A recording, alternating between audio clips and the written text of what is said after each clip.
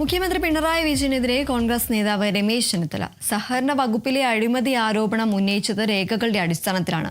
മുഖ്യമന്ത്രിക്ക് നുണ പറയാൻ യാതൊരു മടിയുമില്ല. മുഖ്യമന്ത്രിക്ക് പ്രായോഗിക ബുദ്ധിയില്ലെന്നും മോദിക്ക് മുന്നിലും കുമ്പിട്ട് നിൽക്കുകയാണെന്നും ചെന്നിത്തല പറഞ്ഞു.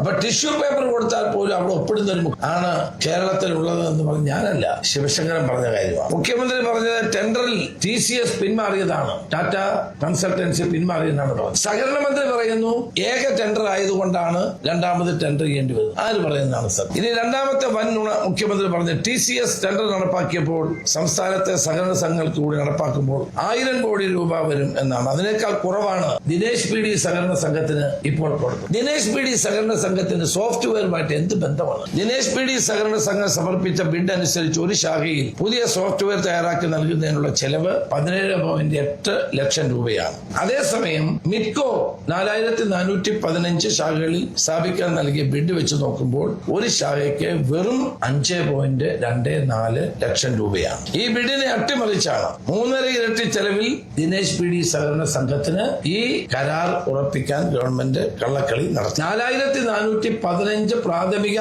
സഹകരണ സംഘങ്ങളിൽ മലബാർ ഇൻഫർമേഷൻ ടെക്നോളജി ഈ സോഫ്റ്റ്വെയർ സ്ഥാപിക്കുമ്പോൾ ആകെ ചെലവ് 231.7 കോടിയാണ്. അതേസമയം ദിനേശ് PD സഹകരണ സംഘത്തിന് 785 കോടി രൂപയുടെ ചെലവ് വരും. ഇതാണ് ആ വ്യത്യാസം. നുണ പറയാൻ മുഖ്യമന്ത്രിക്ക് യാതൊരു മടിയുമില്ല എന്നാണ് അദ്ദേഹത്തിന്റെ വിശദീകരണത്തിൽ നിന്ന് തെളിയുന്നത്.